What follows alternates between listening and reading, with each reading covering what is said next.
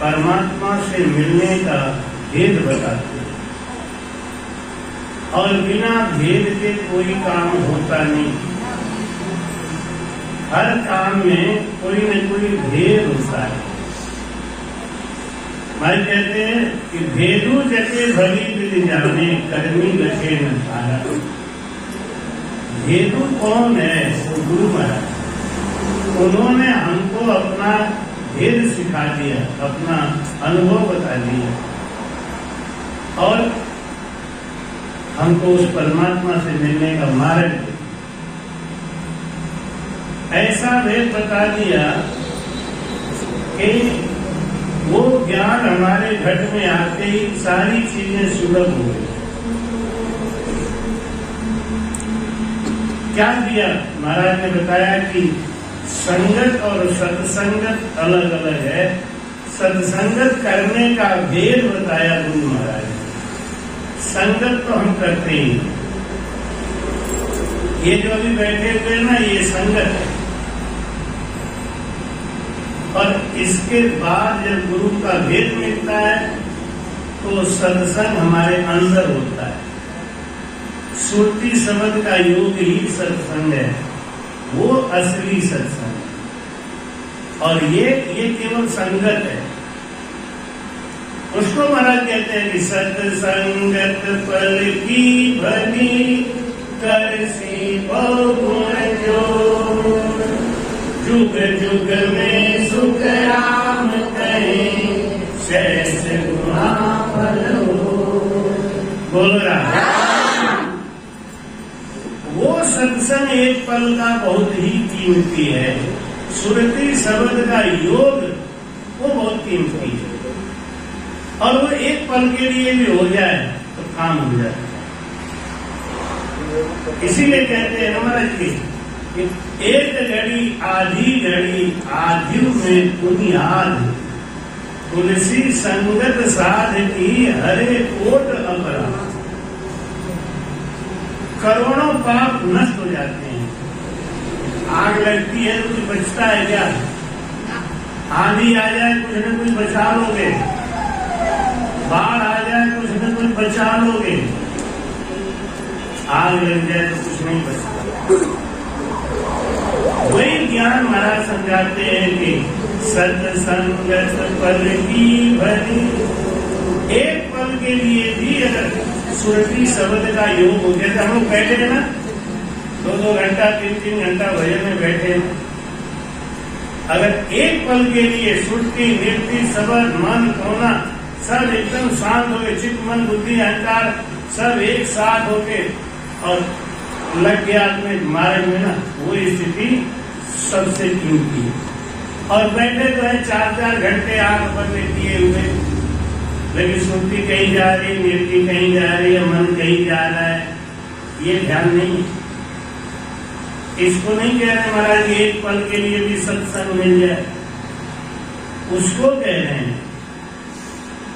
तो करोड़ कदम महाराज जी की 100 वर्षा भक्ति करे इतनी हाथ है कबीर वो साधवा पड़े नरक की खान।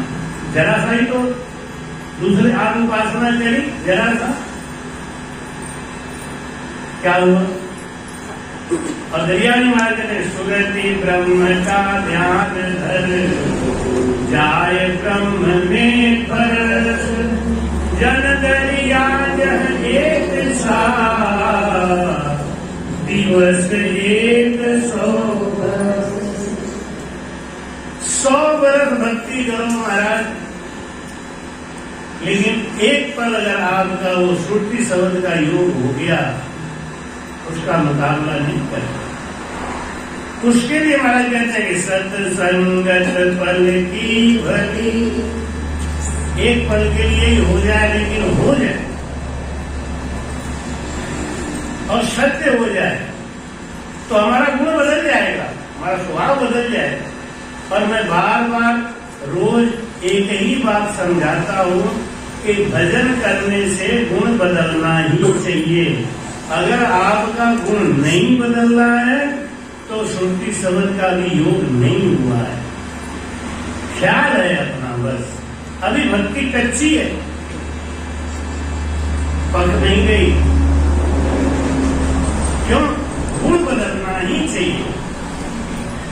बस एक ही बात, एक ही आधार आप समझ लीजिए। और आगे महाराज जी वाणी जी में ये बात लिखते हैं, समझाते हैं कि नैना बिन सूझे नहीं और बिन लाग्या नहीं चीत, आस्या बिन सुख राम कहीं अज्ञानी की रीत।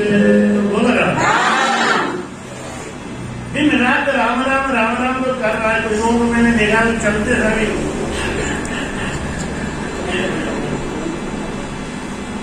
ये रास्ता चल रहे, मंजिल नहीं मिली, चल रहे, लेकिन हम लोग क्या करते हैं ना, इन्हीं ख्यालों में खो जाते हैं कि हमको तो मंजिल मिल गया, हमारा तो काम हो गया। नहीं भाई, काम हो जाएगा तो आपको अपने आप पता चल जाएगा। हर आदमी का थर्मामीटर उसके अंदर लगा है, हर आदमी जानता है कि हम कैसे, बताने की जरूरत नहीं। और जब दूसरा बता देता है तो उनको बुरा लग जाता है, बस ये गड़बड़। क्यों? जानते तो हम है कि हमारे अंदर ये गलती है, हमारे अंदर ये कमी है, हम भजन कर रहे हैं, हमारा गुण नहीं बदल रहा है, तो जानते ही हैं। लेकिन अब उसमें बस एक ही चीज है कि रोज रोज सत्संग में जाओ, रोज रोज ज्ञान को सुनो। एकदम से कोई शिक्षा तो होती नहीं, धीरे धीरे ही होती है। हम धीरे धीरे ही चेतन होते हैं। तो मैं समझाते हैं कि सदगुरु की शंका नहीं, बैठर परत नोए, से शिष्य को सुख राम कहीं परत न निपजे कोए। बोला कौन शिष्य भजन कर सकता है? हम लोग दिन रात खाली आनंद पद की बातें सुनते हैं, अपने गुण और अवगुणों को छाटने की बात नहीं सुनते। सतगुरु की शंका नहीं, शंका में भय डर नहीं है, कोई लाज शर्म नहीं है, गुरु का कोई इज्जत नहीं है, मन में कोई भाव ही नहीं है। गुरु आगे चाहे जाए, कोई लोग होते हैं कि गुरु आगे और वे अपना पैर फैलाए सो रहे, आसन पे बैठे बैठे बात कर। भाई कहते हैं कि सदगुरु की शंका नहीं, जिनको अपने गुरु का इतना मान सम्मान इज्जत डर नहीं है, भय डर परख न हो। बिल्कुल गुरु का डर है ही नहीं। भाई कहते शेष सुखराम के परख न निपजे कोई, इनको कभी जागृति होगी ही नहीं, कभी नाम की जागृति नहीं। ये प्राइमरी स्कूल के बच्चे, छोटे छोटे बच्चे अपना पाठ क्यों याद कर लेते हैं, आगे क्यों बढ़ जाते हैं? क्योंकि उनको गुरु से डर लगता है। और जिसको गुरु का डर नहीं है,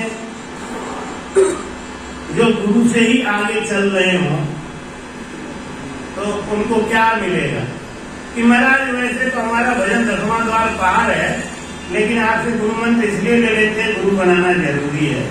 आप खाली नाम के, जब तुम्हारा 10वां द्वार पार है तो गुरु क्या जरूरी है?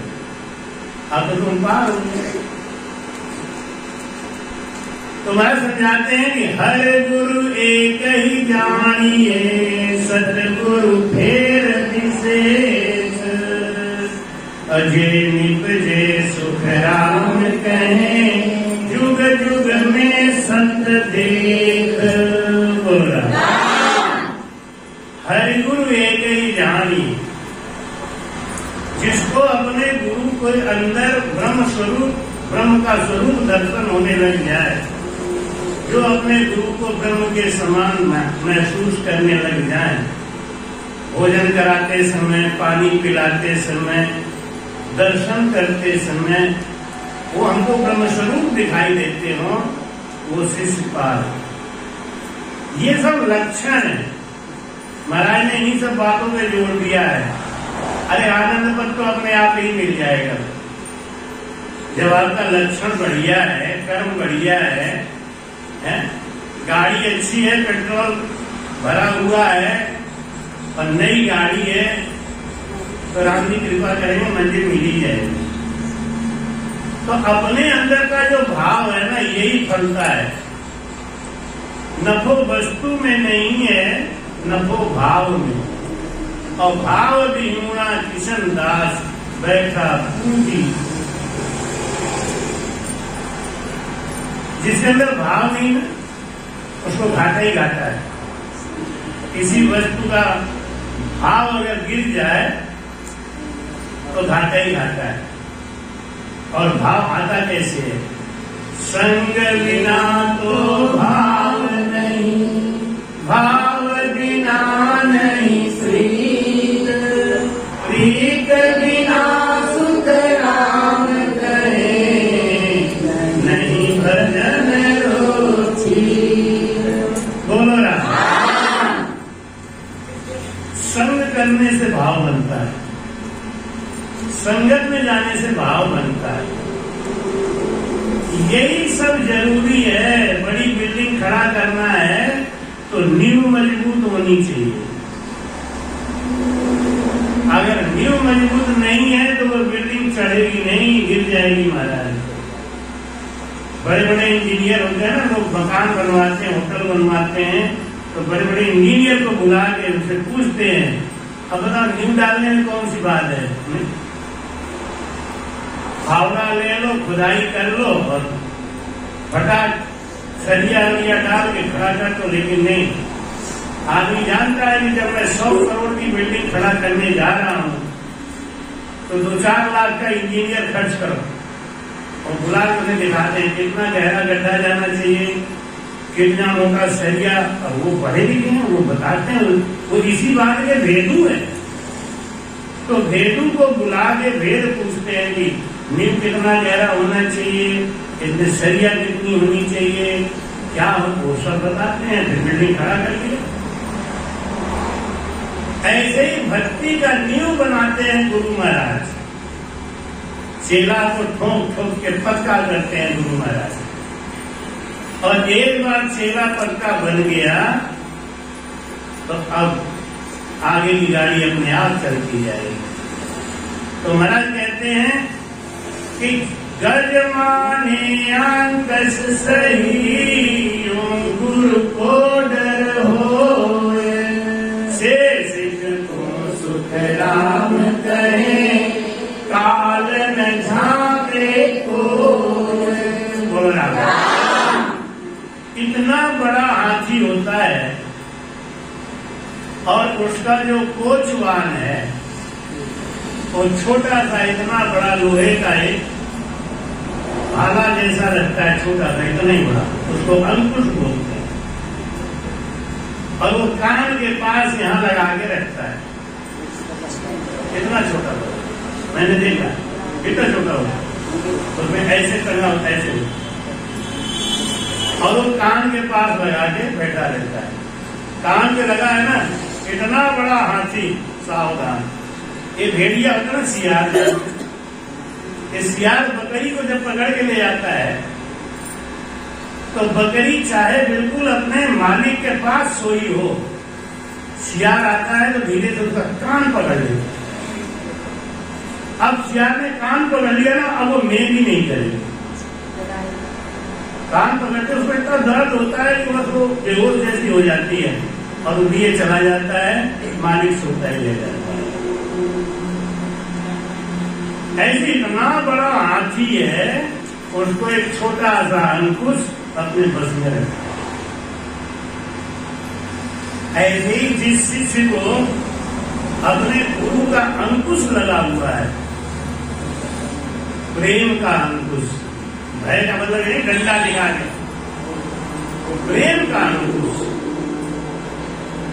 हमें अपने गुरु महाराज से इतना प्रेम है कि उनको कोई दुख ना हो जाए, उनको कोई तकलीफ ना हो जाए, इसके लिए हम अच्छा से अच्छा काम,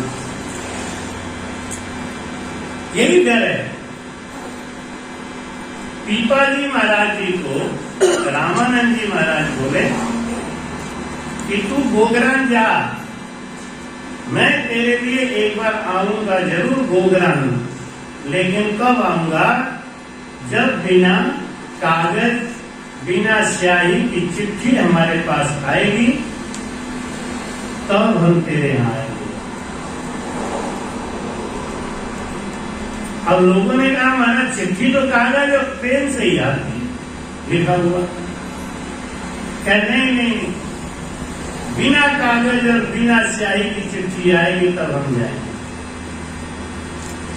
एक दिन स्वामी रामानंद जी महाराज कबीर साहब के साथ गंगा घाट पे घूम रहे थे काशी में, तो लोग बैठ के चर्चा कर रहे थे। एक पीपाजी महाराज जैसा राजा होना बड़ा मुश्किल, बड़ा न्यायी, बड़ा धर्मनिष्ठ।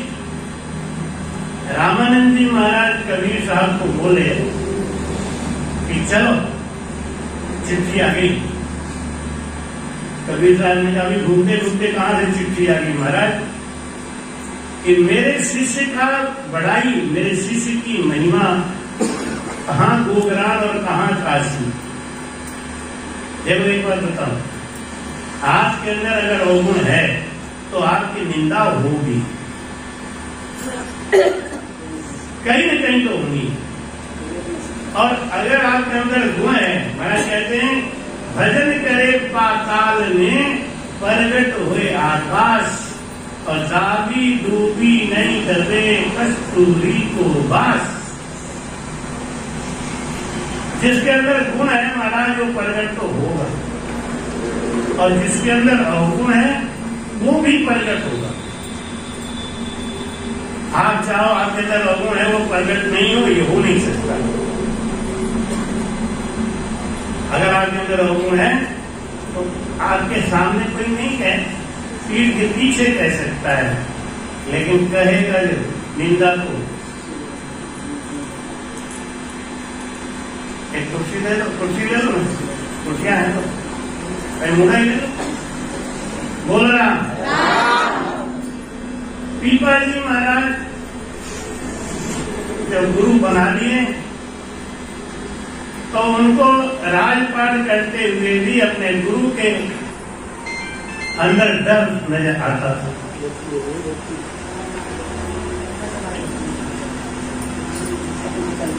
गुरु का भय लगा रहता था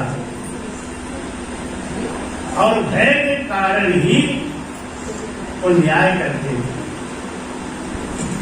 भय के कारण उनके अंदर साहस था कि हमारे संग गुरु जी हमारे कहते हैं मुख में हो